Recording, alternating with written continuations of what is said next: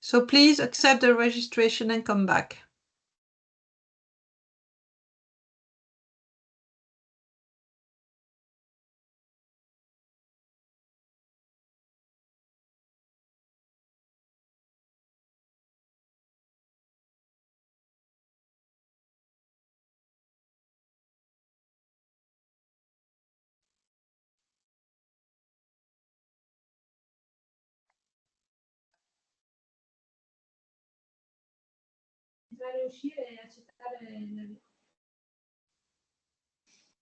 Okay. So to agree to the policy, you just need Oh, to in unmute fact, yourself. sorry, and then I they will mute agree. myself. Yes. So that I told you about that. With maybe a security we have. Okay. So everyone is back. It's coming. Okay, lovely. So as you may see, just quickly, very quickly before we start and not to be too late, we had about 212 registration, which is quite a lot. We went up already to 250, but it's kind of a challenge. 32% of you mostly are from ITHACA, the others are not, so because it was sent to a larger, wider group. We have, and I'm very pleased, we have about 60 families and 147 clinicians. You're coming from 30 countries and maybe more. So please, Hélène, it's yours. It's your turn. Right. Thank you so much, Anne. And thank you everybody who joined today for our very first webinar. This will be the first webinar of a webinar series focused on Angelman syndrome. My name is Ellen Koekoeks, and I'm the Global Advisor for FAST, the Foundation for Angelman Syndrome Therapeutics. And I'm here together today with Samantha Eisenhower from FAST France, who initiated this project. Now, this webinar is mainly intended for professionals such as geneticists, genetic counselors, neurologists, pediatricians, and others, but it's also open to parents and caregivers of individuals living with Angelman syndrome. Now, in this first session, we thought it would be good to start with the basics, so the genetics of Angelman syndrome. And after this session, hopefully, you will have a better understanding of the different genotypes of Angelman syndrome, but also the recommended genetic testing, the recurrence risk. And we will also very briefly touch upon the treatment pathways based on the genetics of Angelman syndrome. But we will discuss this at length in our upcoming webinar. Now, for the agenda, I'm really excited to be joined by two incredible experts in the field. Now, first of all, we have Dr. Sofia Urani. She's a clinical geneticist and a pediatric neurologist at the Hospital Archbishop Makarios III. I'm sorry, I hope I pronounced it correctly, in Nicosia, Cyprus. Now, she will discuss the genetics of Angelman syndrome as well as the recommended genetic testing. And afterwards, we were supposed to welcome Nikki Armstrong, who is the Vice President of Genetic Services and Educations for FAST and also a certified genetic counselor in the US. Now, unfortunately, Nikki won't be able to join us today because she's living in Florida and she's currently affected by the Hurricane Milton. So she had to evacuate her house. We hope she's safe together with her family. Luckily, she's able to record her session in advance, so I will play her content later on. And if you have questions afterwards, I'm happy to pass them along to her. So she will discuss the different genotypes of Angelman syndrome and the recurrence risks, and then she will briefly touch upon the therapeutic pathway based on the genetics of Angelman syndrome. And then afterwards, to wrap up, we have 15 minutes for questions and answers. So please feel free to put your questions in the chat box, and then we'll discuss them afterwards. And I think Samantha will help me gather the questions and moderate the session. And then it's my pleasure to give the word to Dr. Sofia Urani.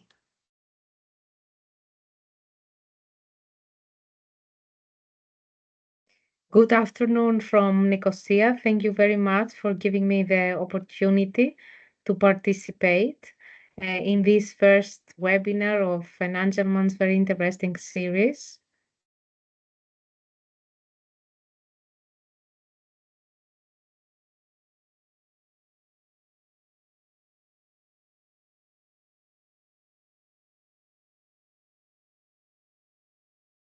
Just give me a notice that you can see my screen. Is it correct?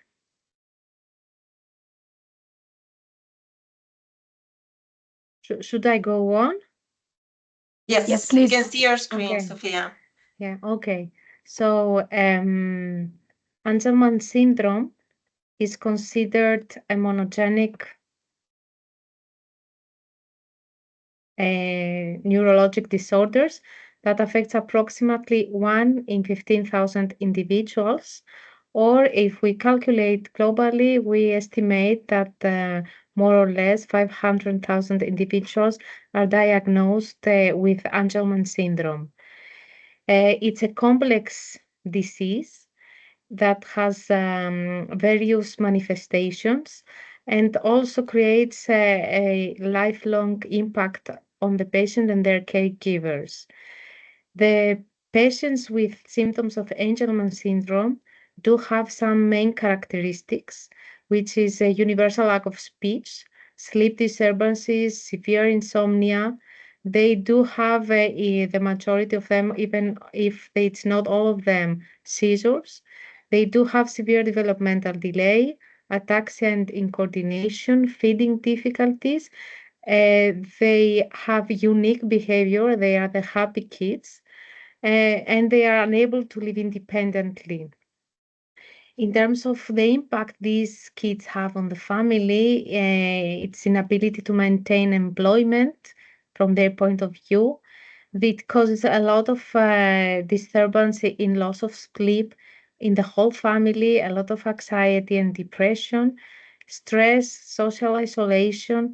There is an impact on family relationships, difficulty for caring of other children at home. Caregivers report chronic fatigue and excessive costs. What happens in the Angelman syndrome?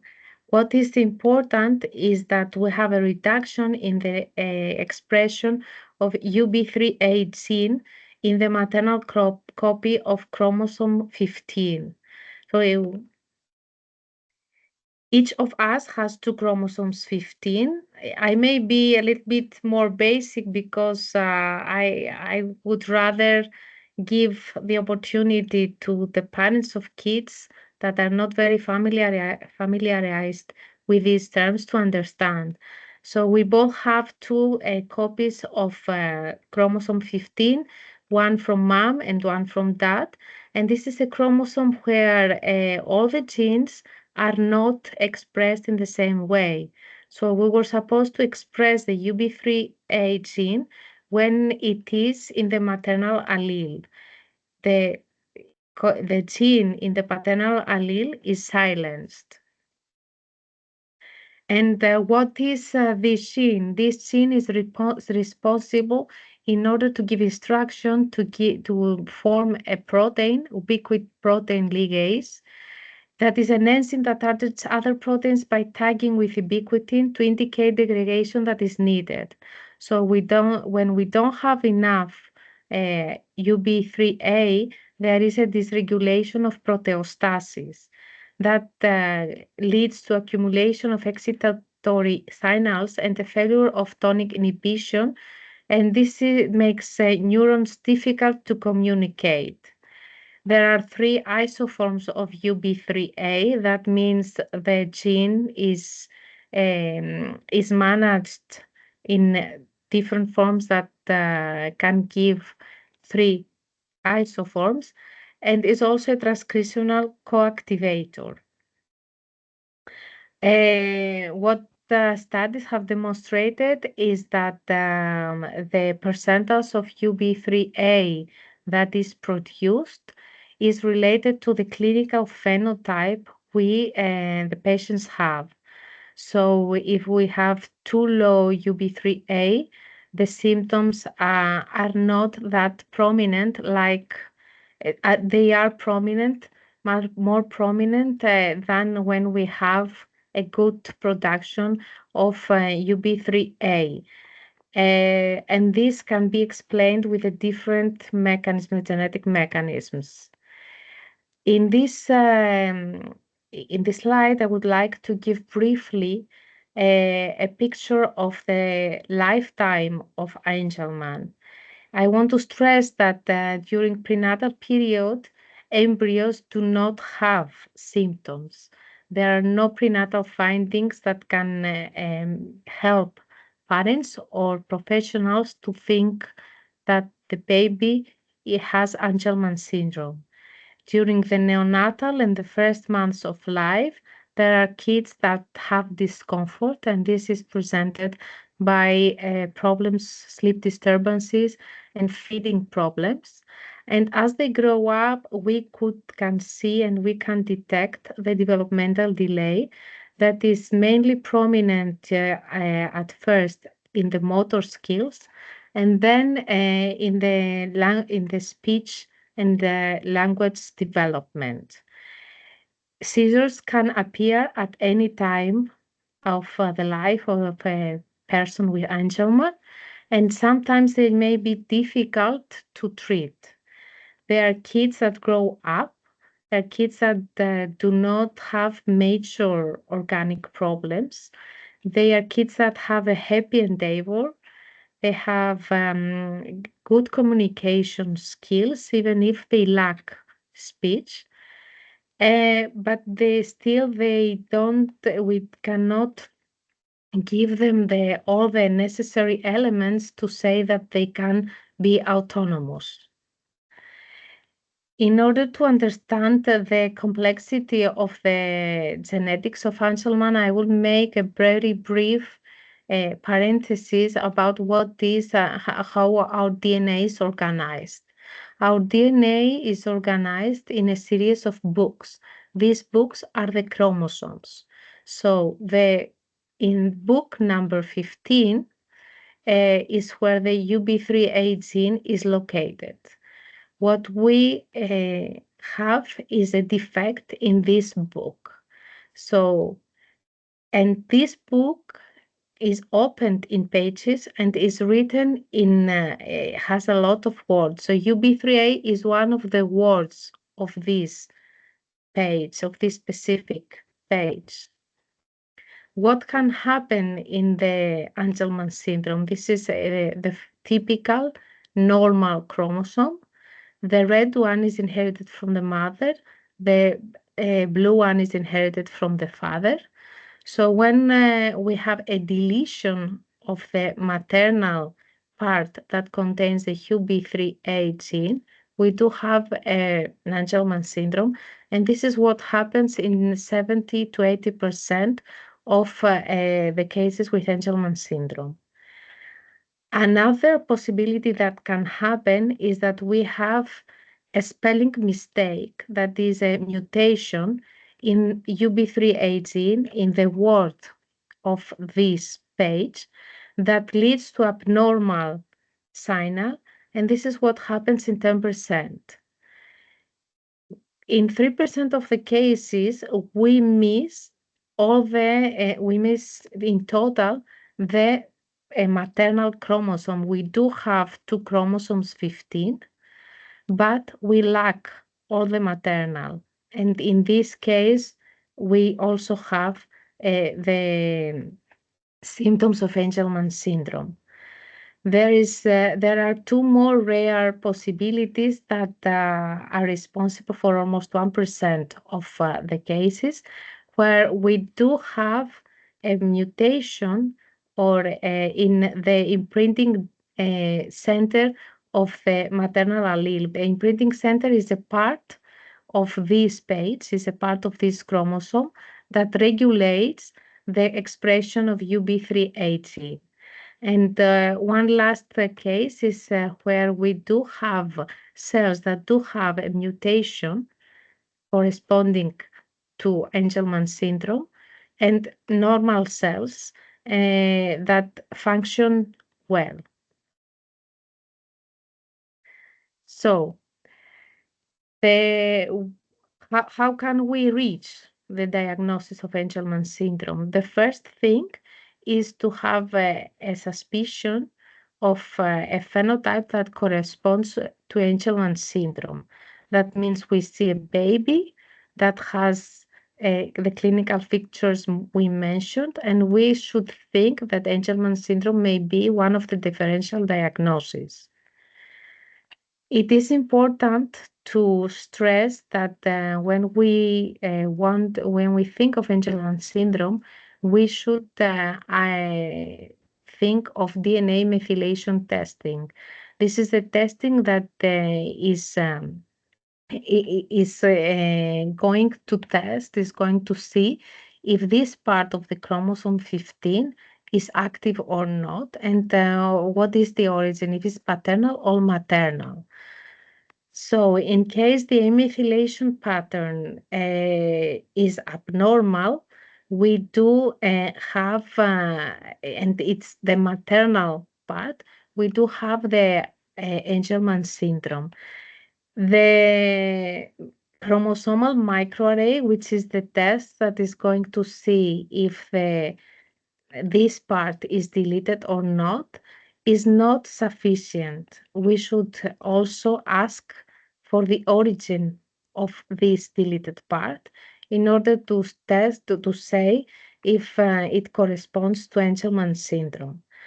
If we still have the MSMLPA, which is the test or the PCR that is used mainly, and it's normal, then we should think of a UB3A sequence.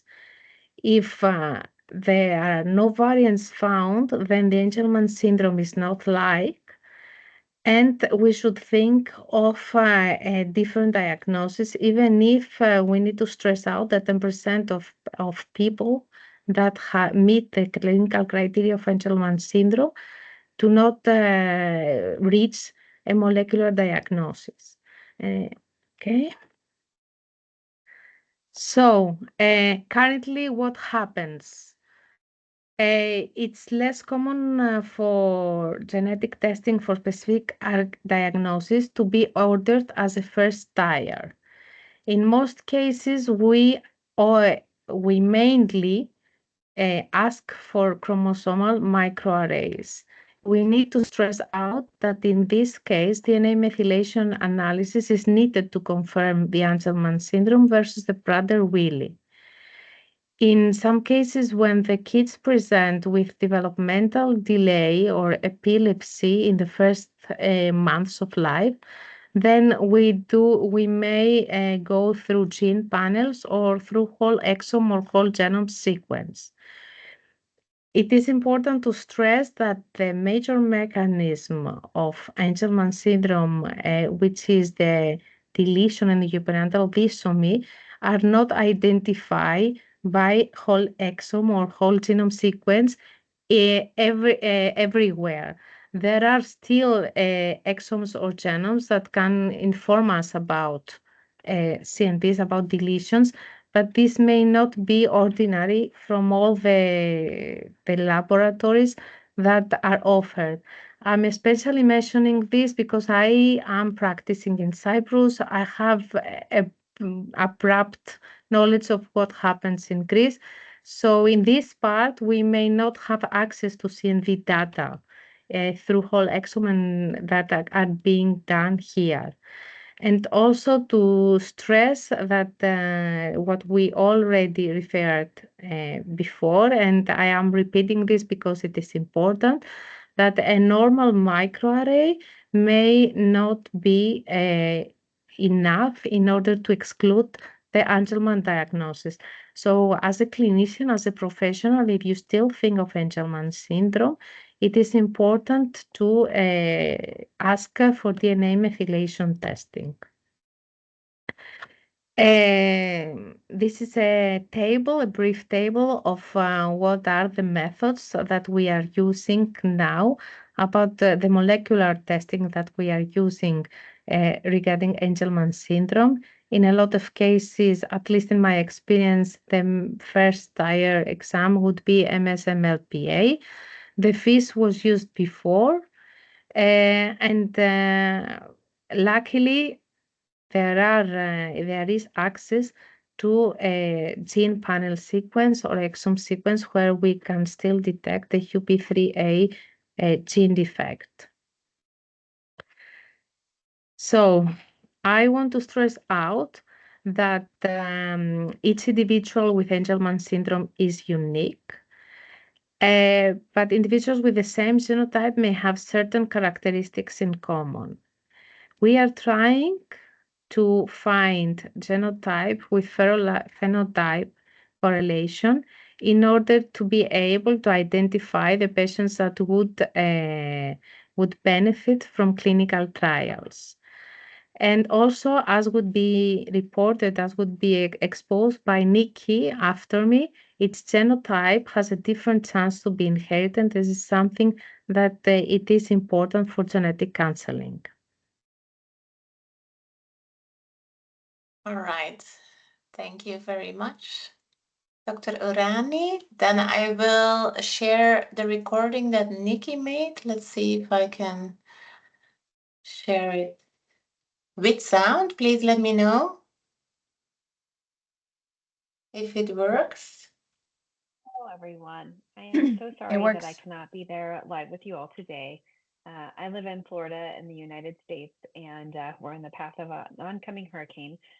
So I did a pre-recorded this so that this webinar could go on. So hopefully this is still helpful. I'm going to be talking today about the genotypes of Angelman syndrome and recurrence risk. And we're going to start with the deletion genotype. So the deletion genotype refers to a chromosomal deletion, a chromosome 15 at Q11.2 through Q13. It is the most common genotype that we see in Angelman syndrome, and it is also generally considered the most severe phenotype. And by that, we mean that it has the highest prevalence of seizures and typically the lowest scores on cognitive and language assessments. The deletion genotype you can see in the diagram here on the right is sometimes broken up into classes. There are recurrent breakpoints, which are labeled there as BP. So there's a recurrent breakpoint. It was called breakpoint 1, breakpoint 2, breakpoint 3. And the class 1 deletion extends from breakpoint 1 over to breakpoint 3. So it's a little bit bigger, around 6 or slightly over 6 megabases, and includes 4 additional genes. The class 2 deletion, which is the most common, accounts for about 50% of deletions, is a little bit smaller, closer to 5 megabases, and accounts for about 50% of Angelman syndrome. Angelman syndrome is considered a single gene disorder. It's caused by the absence of UBE3A, but it's thought that the absence of additional genes within this deletion, specifically probably the GABA receptor genes, are a part of why deletion Angelman syndrome is more severe. Those GABA receptors are ion channels, and they have work as an inhibitory receptor within the central nervous system. And loss of function variants in some of those GABA subunits of the GABA receptors have been linked to an increased risk of epilepsy and developmental delays. So it's thought that potentially that's why deletion Angelman syndrome is more severe. There also is a genotype-phenotype correlation with the inclusion of OCA2 within the deletion. OCA2 is a pigment gene, and the absence of OCA2, when OCA2 is included in the deletion, so the person doesn't have the second copy of OCA2, they are more likely to have hypopigmentation for their family background, so the paler hair and skin. At this point, it's unclear whether there's a clinical difference between class 1 and class 2 deletions. Some literature has found a difference. Other studies have not shown a difference between class 1 and class 2 deletions, so that is still uncertain. Deletion genotype is, like I said, the most common. It accounts for about 70% of Angelman syndrome. Typically, when a person is identified to have deletion Angelman syndrome, maternal chromosome testing is recommended. However, the vast majority of the time, that chromosome testing of the mother is going to be negative. That's going to show typical chromosomes, because the vast majority of the time, the deletion randomly occurred during the formation of the egg and was not inherited. Consequently, in those cases, when it's not inherited, it's typically said that the chance in future pregnancies is less than 1%. That chance isn't zero, because germline mosaicism has been reported. So there have been cases where there was more than one egg that had the same deletion. However, other family members do not have an increased chance. Families can still consider genetic testing if they're interested, because of that potential for germline mosaicism. A very small percentage of the time, the deletion did occur as a result of a maternal chromosome difference. In those cases, the chances for deletion Angelman syndrome and potentially other chromosome differences in future pregnancies may be as high as 50%, but it's going to be very dependent upon the exact chromosome rearrangement. So genetic counseling needs to be really specific to that chromosomal rearrangement that was identified in that family. Mutation is when there is a variant just within the UBE3A gene itself. The most common kind of variants that we see within the UBE3A gene are actually deletions or duplications of just a few base pairs. So like a 2 base pair duplication, which then shifts the reading frame and results in a frame shift mutation, which then causes a stop codon to be inserted, and then we end up with either nonsense mediated decay or a non-functional smaller protein. So that's what's most common. There are also some nonsense mutations that have been reported, as well as missense mutations. A few splice site mutations and some deletions of whole exons have also been reported. Mutation AS accounts for about 10% of all AS. Mutation AS is a little bit different. Maternal testing is very important for that specific UBE3A variant that was identified in the person. It's been found that about 30% of the time, although this comes from a fairly small data set, the mother does carry the UBE3A variant. And that's really important, because if the mother carries the UBE3A variant, the chance in each future pregnancy is 50%. And it's also possible that the mother's siblings may carry the UBE3A variant as well. They may have inherited it from the mother's father, and so it's on the non-expressed paternal copy of their UBE3A gene, and so they wouldn't know they had it, but then they could be at increased risk within the family. So maternal testing is really important for UBE3A variants, and then sometimes that needs to spread out into other members of the family as well. If the mother is tested for the UBE3A variant and that testing is negative, then of course it could be a random occurrence during the formation of the egg and not inherited. Then we would say the chance for mutation Angelman syndrome in future pregnancies would be low, again, less than 1%, but not zero, because again, germline mosaicism has been reported with more than one egg with the same UBE3A variant identified. In those cases, though, where the mother is negative for the UBE3A variant found in the individual, other family members are not at an increased risk to have a child with mutation AS. So paternal uniparental disomy, or UPD as we often abbreviate it, is when there are 2 copies of the paternal chromosome 15 and no maternal chromosome 15.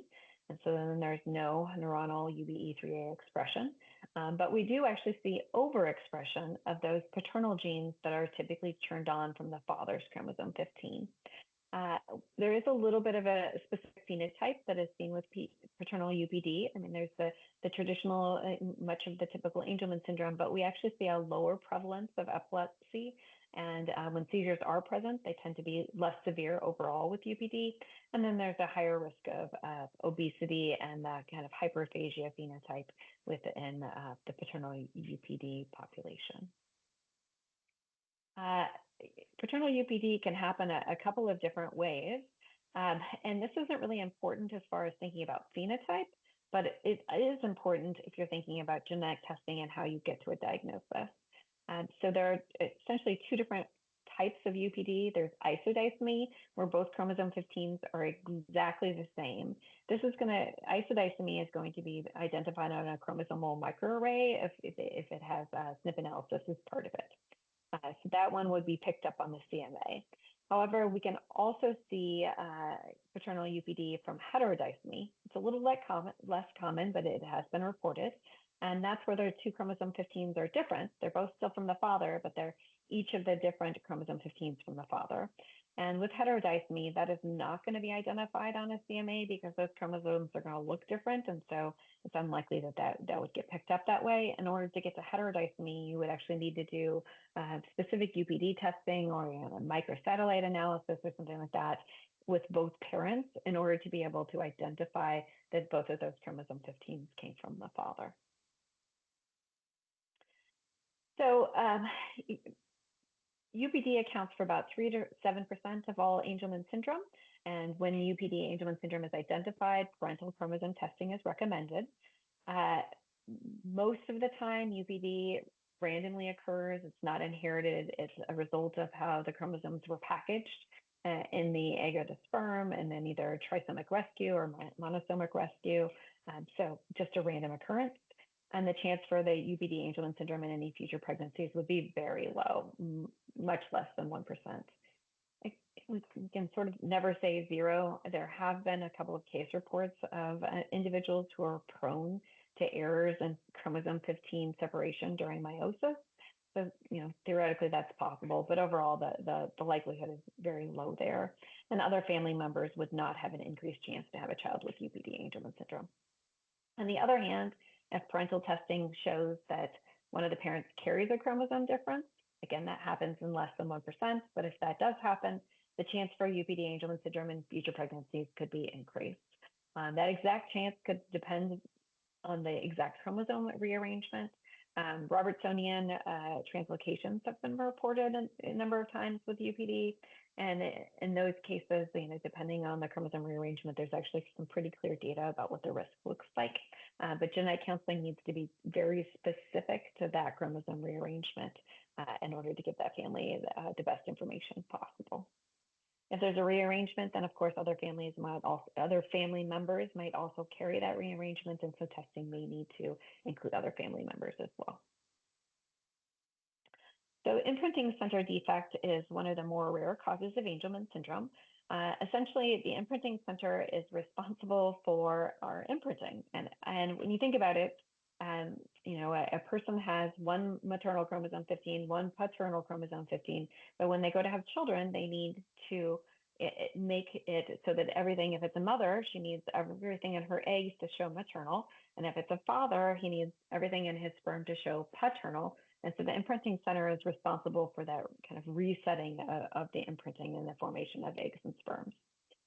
When we have an imprinting center defect, then that means the imprinting center isn't working correctly. There are two different causes that have been identified. One is just a deletion of the imprinting center, so it's missing altogether. That imprinting center deletion can be inherited. The other is what we call an epigenetic methylation defect. So it's when there's incorrect methylation, and that is actually oftentimes mosaic. With imprinting center defects, Angelman syndrome, it's only about 2 to 3% of all Angelman syndrome. And then if we look within that 2 to 3% that's imprinting center defects, only about 15% are imprinting center deletions. So it's a small group of a small group, I would say. But it's a really important group to know about, because if there's an imprinting center deletion, testing the mother for that deletion is very important. About 80% of the time, the mother carries the imprinting center deletion. That comes from a really small data set, but that's the only data that's available to us. So it tells us at least that it's really important to test the mother if we find an imprinting center deletion in an individual. If the mother carries an imprinting center deletion, the chance for future children to have Angelman syndrome is 50%. And again, other family members could also carry that deletion because it could be inherited from the paternal line and unknown in addition, in previous generations. So genetic counseling is really key there.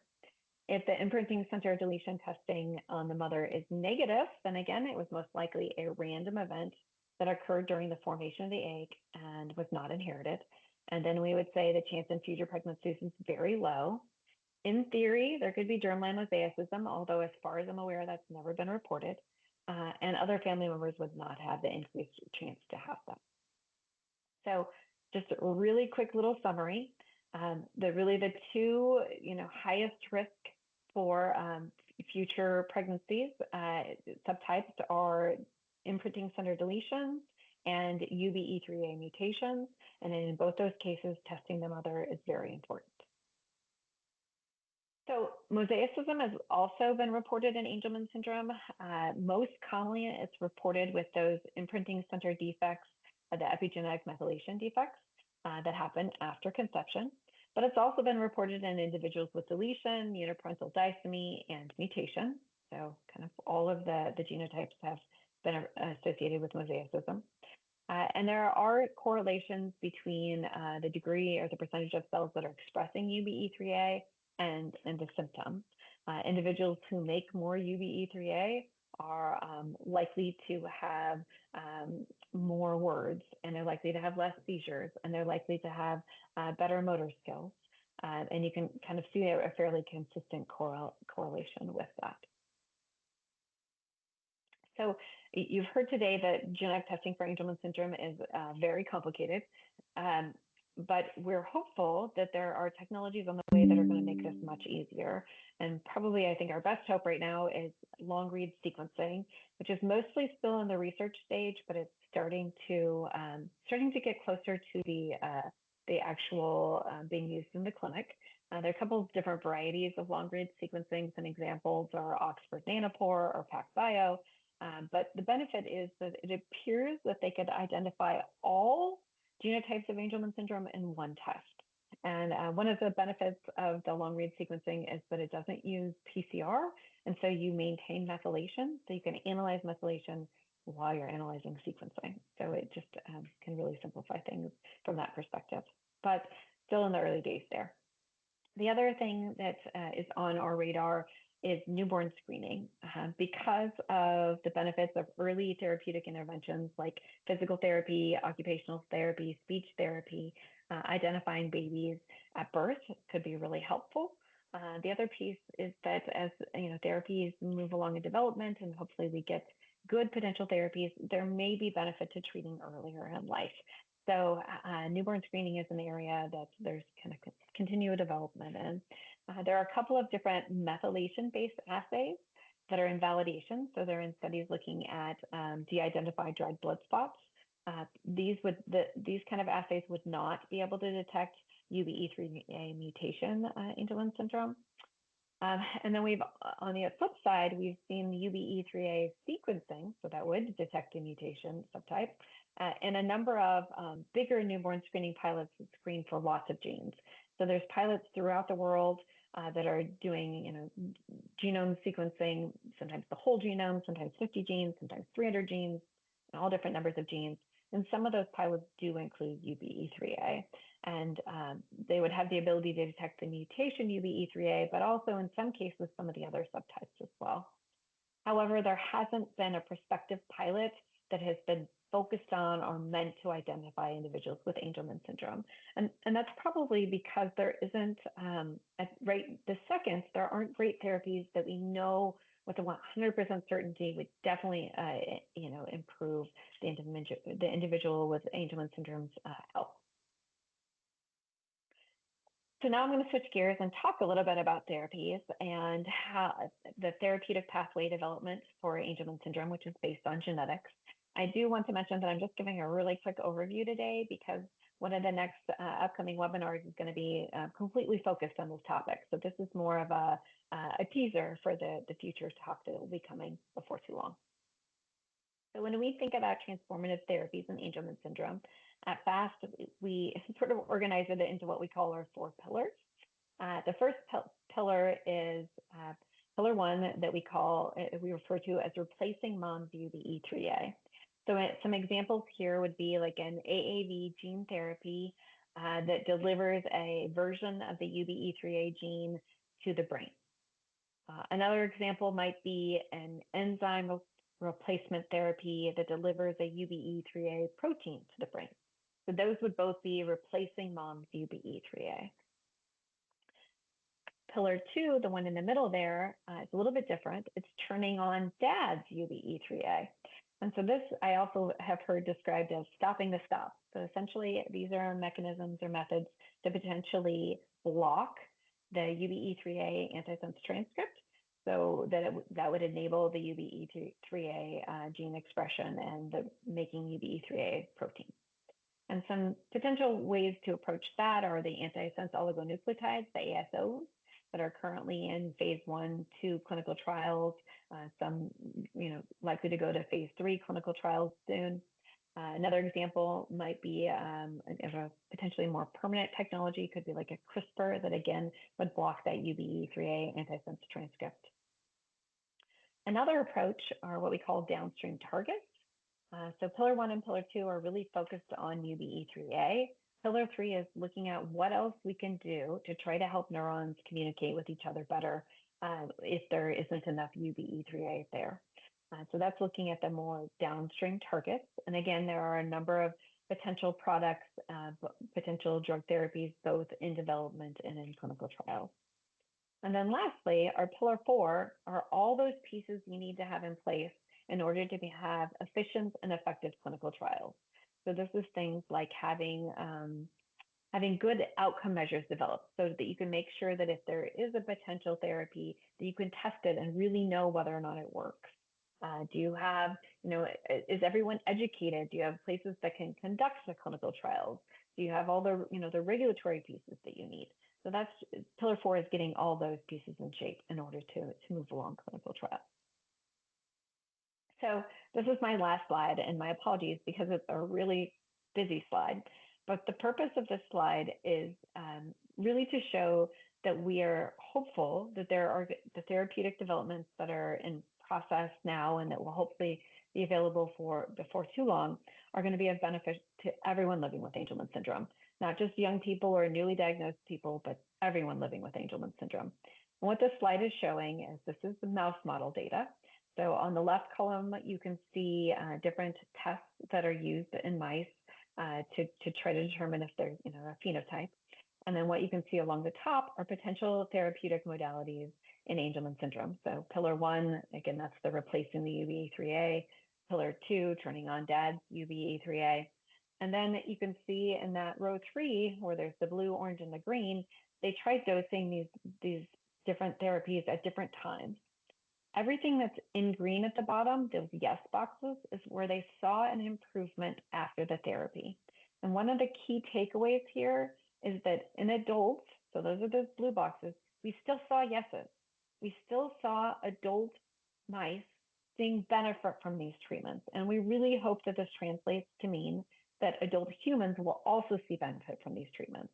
So diagnosis is not going to only be important in very young individuals with Angelman syndrome, but also in the adults with Angelman syndrome. Some of them are 50, 60 years old that probably never made it to genetics clinic. So identifying those folks is going to be really important as time moves on. I want to thank you all again for your time today. I'm sorry that I could not be there live. If there are questions, please feel free to reach out to me directly. My email address is my first name, NIKI@cureangelman.org. Thank you so much. And again, apologies. All right. That has been Nikki's session. My apologies for the sounds. I hope everybody was able to listen in and hear everything. Now, before we move to the questions, I would like to point out one more thing. So our next our next webinar will be discussing the highlights of the Global Science Summit. So it will give updates on the research pipeline and on the clinical trials. And we will have, on our next webinar, we will have Professor Laurent Servet, who is a pediatric neurologist, and he works both at CHR La Citadelle in Liège, Belgium, but also in Oxford in the UK, as well as Professor Nadia Bahi-Buisson, who is also a pediatric neurologist who works at Hôpital Necker Enfants Malades in Paris, France. So I would invite you to attend the upcoming webinar as well that will focus more on the therapeutic pipeline. If you would like to follow the sessions live, that's also possible. So our Global Science Summit will take place on the 7th and the 8th of November in Orlando in the US. But you can also register and follow virtually if you wish, and you can do that at www.cureangelman.org/summit, and there you should be able to register for the events. And then we can move to the questions and answers. I must say we have received some questions in the registration form. However, most of the questions were about the research pipeline and clinical trials and potential therapeutics. So since we will be covering that topic in the next webinar, I propose that we park these questions for now and we will handle them in our next webinar. But for today, I would like to hear if there are any questions related to the genetics or the reoccurrence risk for Angelman syndrome.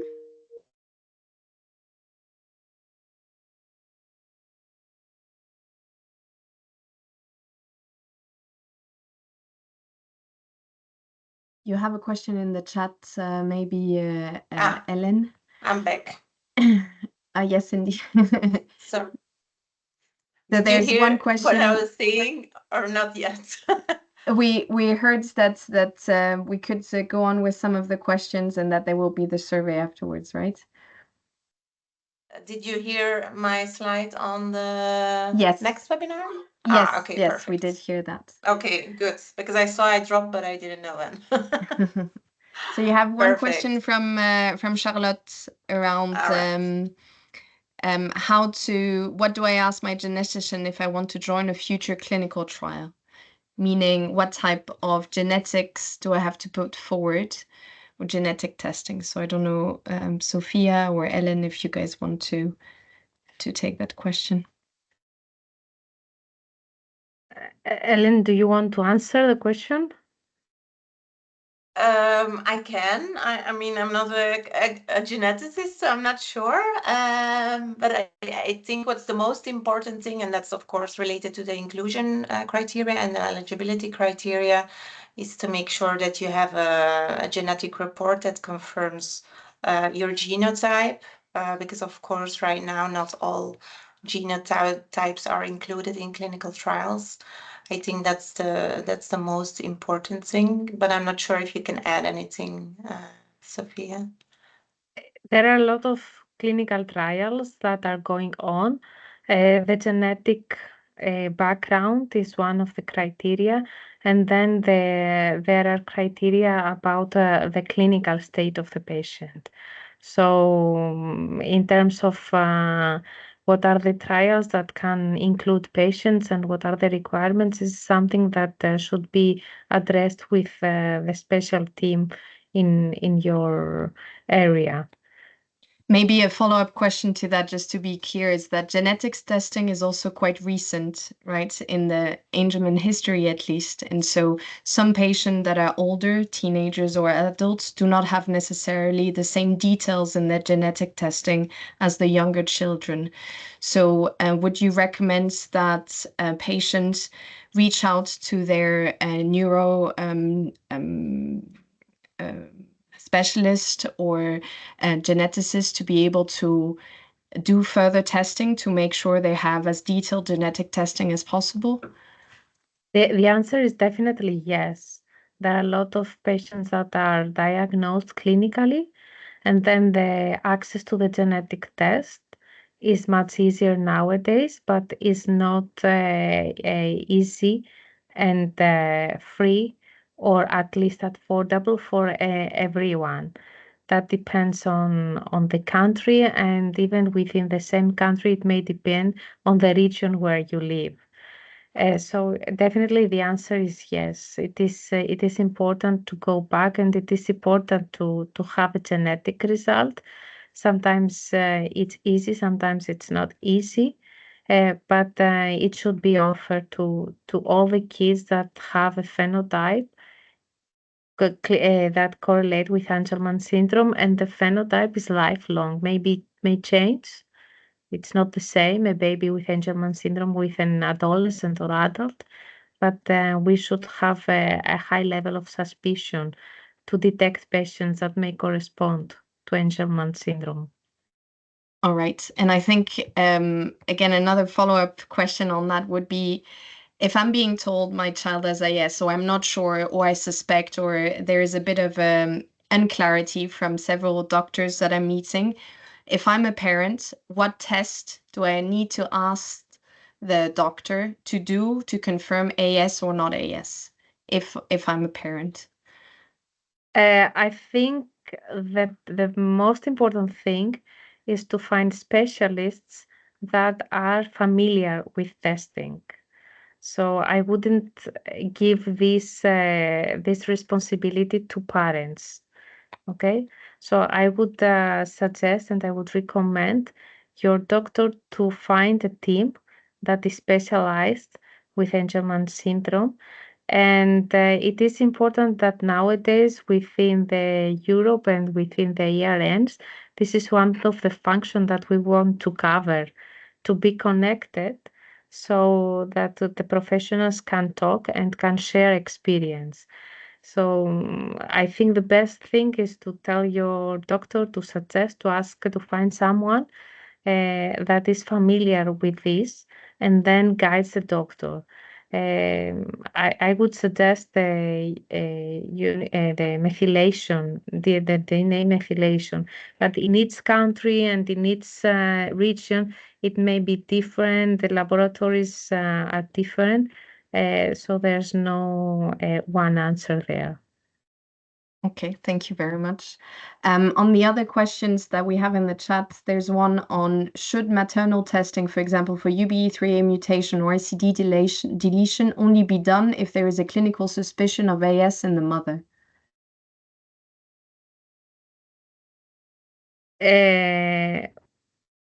Okay, what the mother wouldn't have AS.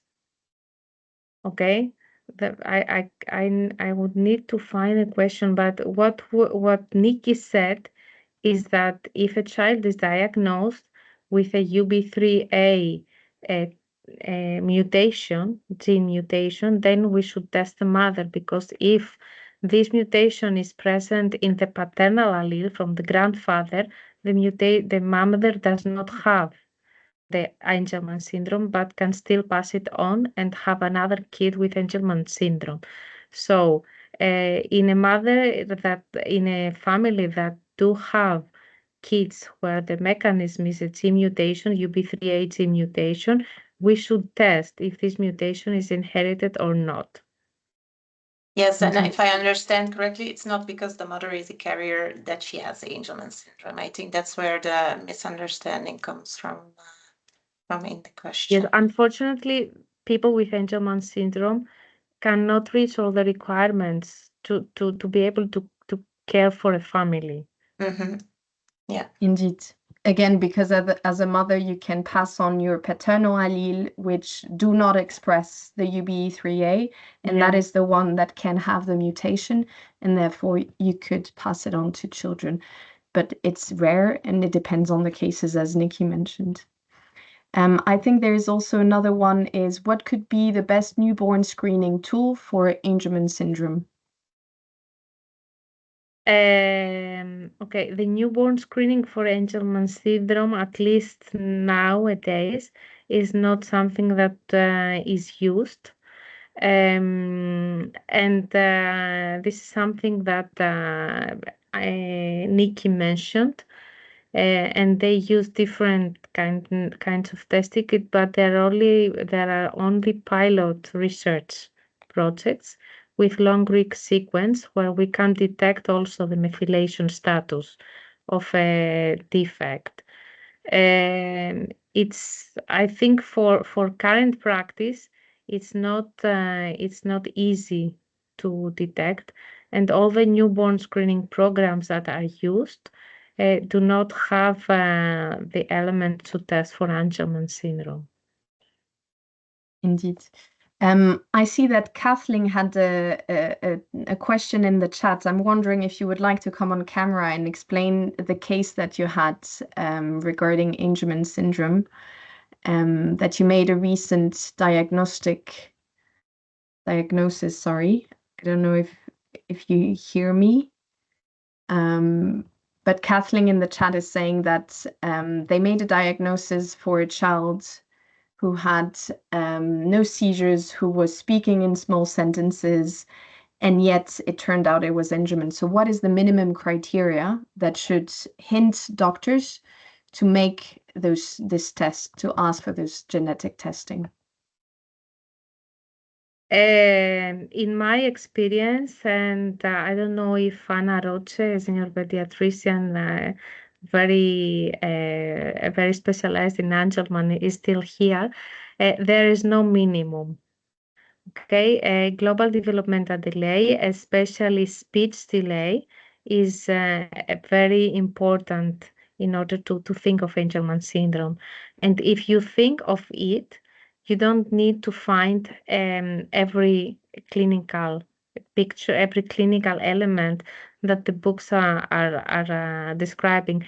And this is a notice, a very brief, short notice in everything, that in literature we do read description of genetic diseases that have come out for more prevalent cases, for more from cases that have much more phenotype, since we have much more access and much more experience nowadays, and we can study especially babies or kids, then we find something that may be not fit with what we read in the books. So I would say that the global developmental delay and especially the speech delay may be one of the reasons why you should think of testing Angelman. And what about the EEG as a diagnostic tool? The EEG in Angelman syndrome, when there are seizures, it has a very specific pattern that can be recognized, but you still need people that have experience on finding out this kind of pattern in EEG. So sometimes, and taking under consideration that I'm living in a small country and we don't have that many cases, so if you don't have that many cases, you may, even if sometime you saw it, you don't recall it very well, you may miss it. Thank and you. there are kids with Angelman that do not have seizures. Indeed, thank you. I think that's the last. Over to you, back Ellen and Anne. All right. So I quickly just want to share and remind you to fill in the feedback survey. So please, if you take a minute to scan the QR code, you can do it now. I think it only takes 1 minute. It's a very short survey and it will help us a lot. Thank you. Yes, we really value your input, and it will only help us to improve the follow webinars that we will organize on Angelman syndrome. So thank you very much. I will leave the screen open for a while so you have the opportunity to scan the QR code and fill in the survey. But I would really like to take this opportunity to thank everybody for joining us. Hopefully you will join us for our next webinar as well. And then I would like to wish you a very nice evening. Thank you. Thank you. Thank you very much. Thank you. Thank you to all of you. Thank you, Dr. Arani. Thank you. Bye. Bye, Thank you, everyone. Sophia. Bye bye, Samantha, Hélène. Bravo. Bye. Merci à vous, Anne.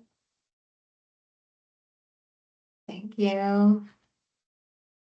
Anne, is there a possibility to copy the questions that are still in the chat to see? Yes, it will. I will send you that in, maybe not tomorrow because I have a lot of things, but I will do it. Don't worry. It's written on my chat.